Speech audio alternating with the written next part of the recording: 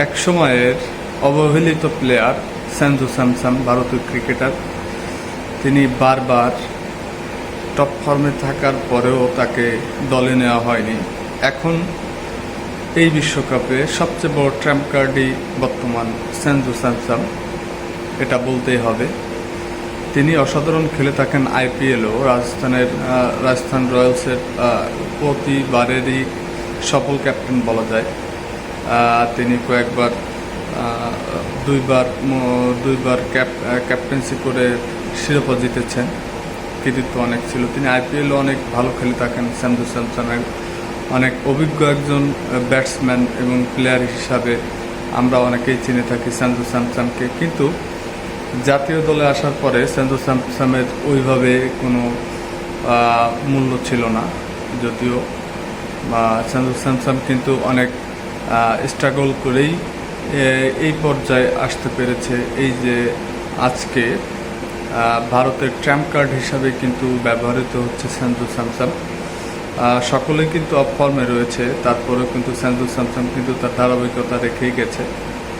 সঞ্জু স্যামসনের কৃতিত্ব কিন্তু ভারত ক্রিকেটের বর্তমান অনেক। ভারত ক্রিকেটকে কঠিন সমীকরণ থেকে টেনে তুলেছেন সঞ্জু স্যামসন।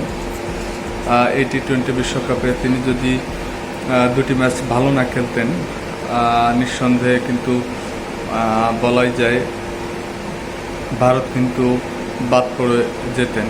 অনেক সমীকরণ ফেলেই কিন্তু ভারত ফাইনালে উঠেছে। ওয়েস্ট ইন্ডিজের সাথে 97 রান করেছিলেন সঞ্জু স্যামসন। 50 বলে 97 রান করেছিলেন। 12টি 4 মেরেছিলেন, 4টি 6 মেরেছিলেন। সেখানেও কিন্তু ম্যান অফ দ্য ম্যাচ হয়েছিলেন সঞ্জু স্যামসন। সাথে সাথে আজ ইংল্যান্ডের সাথেও কিন্তু অসাধারণ খেলেছেন তিনি। 89 রান করেছেন 42 বল থেকে, 8টি 4 মেরেছেন এবং 7টি ছক্কা হাঁকিয়েছেন। এটি বলবো অনেক বড় মাপের একজন ক্রিকেটার করেছেন।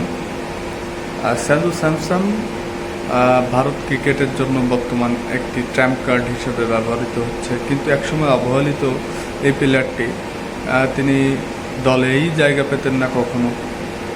তারপরেও তিনি ধৈর্য হারান নাই, কামব্যাক করেছেন নিজের পারফরমেন্সের মধ্যে দিয়ে।